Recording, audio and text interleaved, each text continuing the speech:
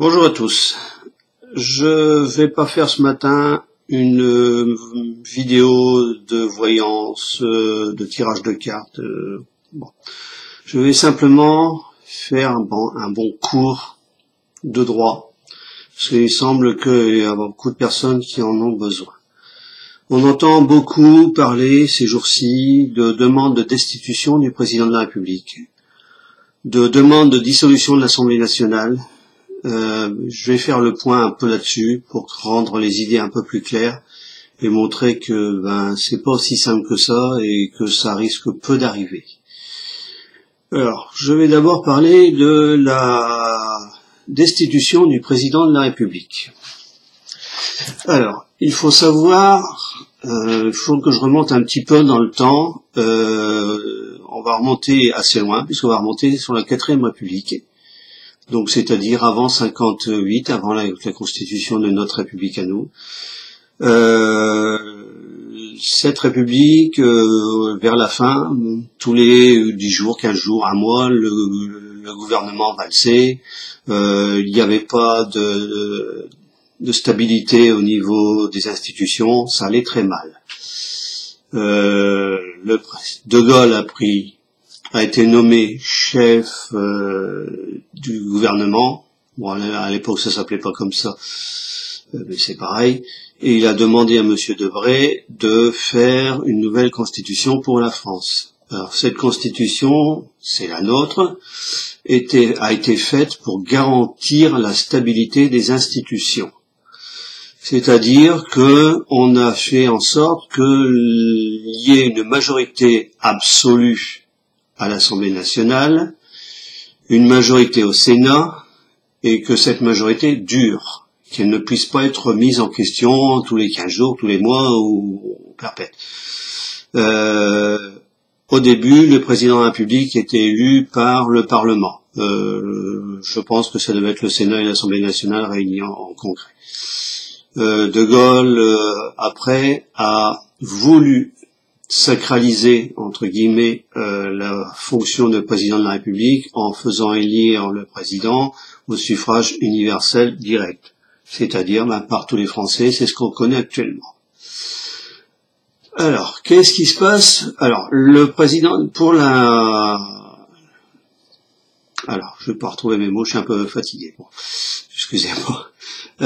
Cette stabilité, alors, comment elle est garantie? D'une part, parce que le président de la République ne peut pas être destitué comme ça, en un clin d'œil, voilà, on ne peut pas. Il y a eu toute une procédure et c'est ce qu'on a appelé dans le jargon, c'était la bombe atome, l'arme de dissuasion de la 5e République. Il faut savoir que dans la théorie, le président de la République peut être destitué. Mais dans la pratique, c'est une autre affaire. Alors, comment ça fonctionne? Alors, je vais, pour être simple, je vais pas tout expliquer. Si vous voulez avoir de plus amples renseignements, allez sur le site du gouvernement, de la Constitution. Toute la procédure est expliquée en long, en large et en travers. Je vais aller au plus simple et au plus rapide. Bon, parce qu'il y a beaucoup de choses à dire derrière aussi. Alors, comment ça fonctionne? Il faut tout d'abord qu'un dixième. Alors, c'est soit le Sénat, soit l'Assemblée nationale qui commence la procédure. Je vais partir du cas où c'est le Sénat.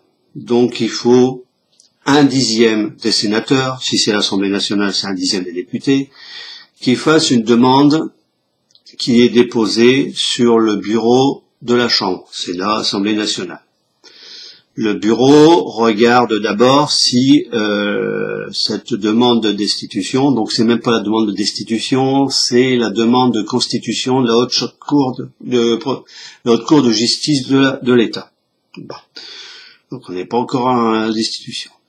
Donc le bureau de la Chambre regarde si c'est conforme à la Constitution, si ça respecte les textes, etc. Bon, admettons que ça passe le bureau, parce que si ça passe pas le bureau, c'est fini, terminé, on n'en parle plus. Ça passe le bureau, donc c'est discuté au Sénat ou au Sénat. Alors, comment ça fonctionne au Sénat? Bon, il y a une discussion entre les différents sénateurs, les amendements, etc. Comme pour une loi, pareil, chacun met son petit grain de sel, et puis voilà. Alors, cette proposition de constitution de la Haute Cour de justice doit être adoptée aux 2/3 des sénateurs, pour l'instant. Alors, admettons qu'elle est admise, elle est votée par ces 2/3. Donc, il faut maintenant que ça soit transmis à l'Assemblée nationale. Alors, cette transmission doit se faire impérativement dans les 15 jours. Une fois que l'autre chambre, donc là mettons l'Assemblée nationale ici, et le texte, l'Assemblée nationale, donc les députés, vont examiner le texte. Alors, ils n'ont pas le droit de modifier quoi que ce soit au texte. C'est très important. Il faut que ce texte soit voté en termes identiques, c'est-à-dire avec les mêmes mots, le même texte. Changer quoi que ce soit du texte précédent. Aux 2/3. Donc c'est-à-dire avec la même majorité que précédemment. Alors, maintenant on regarde un peu ce qui se passe actuellement à l'Assemblée nationale. Le mouvement LREM, donc La République En Marche, détient la majorité absolue, c'est-à-dire 50% plus une voix. Alors, regardez le nombre de députés, faites vos calculs, bon, c'est la majorité absolue. Donc, c'est-à-dire que les 2/3, c'est-à-dire 66,66% des voix, ne pourront jamais être atteints. Ce qui met un terme, si c'était fait actuellement, mettrait un terme à la procédure. Alors, mettons que, par un miracle, l'Assemblée nationale vote ce texte. Alors, qu'est-ce qui se passe? Alors, ce texte est voté en termes identiques, donc la Haute Cour de justice de l'État, c'est-à-dire un certain nombre de sénateurs et un certain nombre de députés se réunissent sous la forme d'un tribunal, avec un procureur, etc. Comme un tribunal, bon c'est un tribunal pas ordinaire, mais c'est à peu près le même fonctionnement qu'un tribunal. Donc il va avoir une procédure, une instruction, et puis ensuite, le président de la République doit être représenté par un avocat, puisqu'il est accusé. Donc voilà. Et ce tribunal décide. Alors, soit il décide que le président de la République est coupable. Alors, je reviendrai tout à l'heure de quoi. Soit il n'est pas coupable. Donc, soit il est coupable, à ce moment-là, il est destitué. Soit il n'est pas coupable, il reste dans ses fonctions. Alors, de quoi peut être accusé le président de la République? Alors, c'est là que ça se corse. Alors, il y a eu récemment, je vais reprendre mon site, voilà, alors, voilà, il y a eu dans la Constitution avant 2007. Alors, je lis l'article, c'est l'article 67 de la Constitution. Le président article d'origine, donc avant 2007, voilà. Le président de la République n'est responsable des actes accomplis dans l'exercice de ses fonctions qu'en cas de haute trahison et ne peut être mis en accusation que par les deux assemblées statuant pour un vote identique au scrutin public et à la majorité absolue des membres les composant. Il est jugé par la Haute Cour de justice. Donc, je reviens à, voilà. Alors, c'est-à-dire qu'il ne pouvait être mis en cause que pour fait de haute trahison ou d'intelligence avec l'ennemi, ce qui n'était applicable en théorie qu'en cas de guerre. Donc déjà là, ça mettait déjà un frein à toute procédure de destitution. Alors en 2007, il y a eu une modification de la Constitution. Alors le nouvel article, je vous le lis simplement le début. Le président de la République ne peut être destitué qu'en cas de manquement à ses devoirs manifestement incompatible avec l'exercice de son mandat. La destitution est prononcée par le Parlement constitué, donc Parlement c'est Assemblée nationale et Sénat, constitué en Haute Cour de justice. Alors on parle de devoir manifestement incompatible avec l'exercice de son mandat, ce qui veut dire que on ne sait pas. On ne sait pas pourquoi, on ne sait pas. C'est tellement vague que c'est, en théorie, inapplicable. Alors, ça prouve une seule chose, c'est que cette procédure est faite. Bon, pour garantir l'exercice du président de la République. C'est-à-dire qu'il ne pourra jamais être destitué. D'une part parce qu'il faut les 2/3 des 2 chambres. Si les sénateurs, c'est-à-dire que les 2 chambres si elles sont du même bord, il y a des chances que ça fonctionne, mais bon, à l'heure actuelle, c'est pas le cas. Donc, il faut abandonner l'idée de destitution. Puis en plus de ça, ça demande pas mal de temps. Voilà pour la destitution, je crois que c'est clair. Alors, certains hommes politiques, je pense à Asselineau, qui demandent aux gens d'envoyer une demande à leurs députés. Alors, ils seront loin sachant pertinemment que les 2/3 de vote ne sont pas atteintes, et c'est, voilà. Donc, destitution, faire une grande croix là-dessus. Alors, qu'est-ce qu'il nous reste? Alors, certains manifestants, hier, ont demandé la dissolution de l'Assemblée nationale. Ça, c'est dans les prérogatives du président de la République. Le président de la République a le droit de dissoudre l'Assemblée nationale. Il n'a pas le droit de dissoudre le Sénat. Seul le Sénat peut se dissoudre. Ça vient de la Constitution de 58 de Gaulle. Donc, on regarde un peu ce qui se passe en ce moment. L'Assemblée nationale, majorité, la REM, comme je l'ai dit tout à l'heure. Donc, avec une majorité absolue. Donc, c'est-à-dire que le président de la République, actuellement, s'appuie sur cette majorité pour gouverner. Alors, imaginez-vous un instant le président de la République dire, tiens, j'ai une idée qui me passe par la tête, pour calmer le jeu, je vais dissoudre l'Assemblée nationale. S'il dissout l'Assemblée nationale, il n'aura plus la majorité actuelle, c'est fini. Le gros risque avec les événements actuels, c'est que les gens, le peuple français, ne vote plus LRM. Ça, il faut pas, voilà. Donc, qu'est-ce qui risque d'arriver? Soit on va se retrouver avec une Assemblée nationale avec des partis explosés, avec pas de majorité claire, etc. Donc, on va devoir faire une coalition, je sais pas trop quoi, et puis voilà. Alors, même s'il y avait, par exemple, la gauche qui revenait, ou la droite, puisque de toute manière, Macron ni droite ni gauche, la REM c'est ni droite ni gauche, c'est du centre, on sait pas trop quoi, bon. Donc, qu'est-ce qui risque d'arriver? Eh ben, Monsieur Macron va se retrouver à devoir faire de la cohabitation.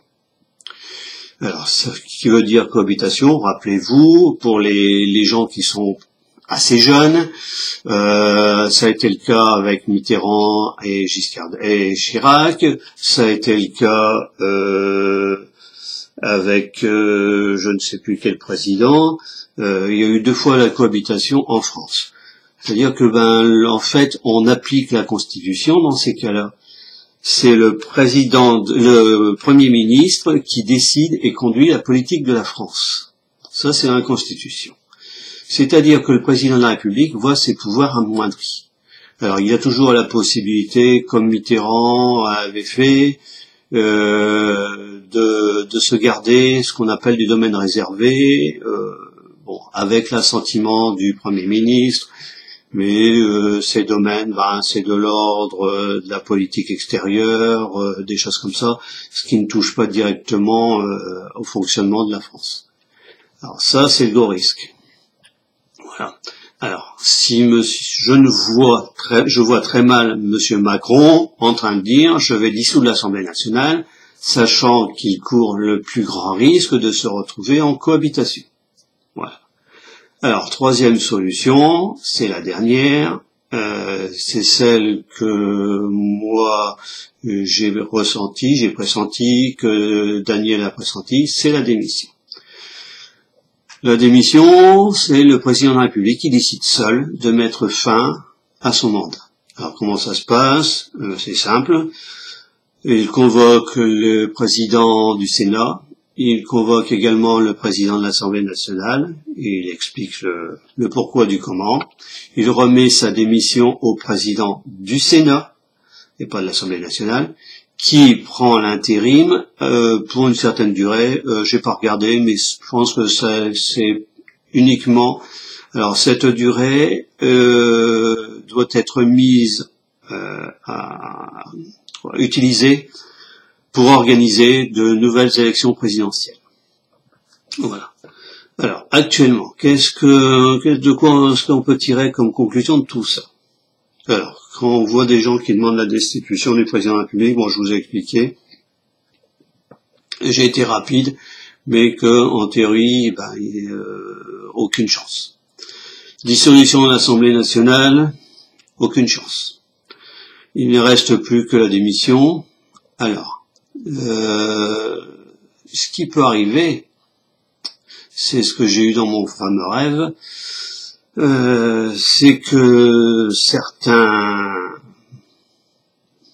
hauts personnages de l'État fassent pression sur le président de la République en lui démontrant qu'il ne peut plus gouverner sereinement, qu'il n'y a plus aucune alternative et qu'il faut qu'il s'en aille. Alors maintenant, c'est lui qui décide. Encore une fois, le président de la République, c'est la clé de voûte de la Ve République. Il a été sacralisé. En fait, les Français, quand ils élisent un président de la République, ce qui a été dans la tête de De Gaulle, c'est on élit un, entre guillemets, roi. C'est le sacre du roi, le vote des présidentiels. Donc il faut protéger ce roi, ce président, toute fin, toute force, pour qu'il reste en place pendant les 5 ans. Voilà. Maintenant, qu'est-ce qui va se passer? J'ai pas trop regardé les sondages, quoi, les chiffres des manifestants à Paris. On parle de 106 000 ou quelque chose comme ça dans toute la France.